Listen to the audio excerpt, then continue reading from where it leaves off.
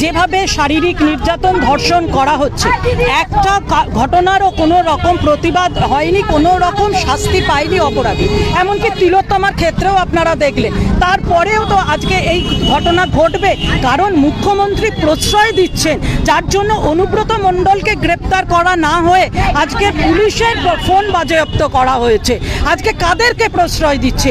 আজকে এই ধরনের একটা পরিস্থিতি পরিবেশ তৈরি করছেন রাজ্যের মুখ্যমন্ত্রী, যে পরিস্থিতির মধ্যেই মানুষ আজকে শিখছে এবং তৃণমূলের এই নেতারা মন্ত্রীরা সবাই আজকে এই মহিলাদেরকে অসম্মান করতে এগিয়ে আসছে, পিছুপা হচ্ছেন না।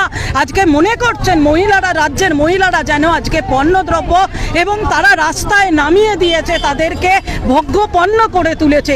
আর এই সমস্ত কিছুর প্রতিবাদী আমাদের কিন্তু মহিলা সংগঠনের পক্ষ থেকে আমাদের এই প্রতিবাদ চলবে।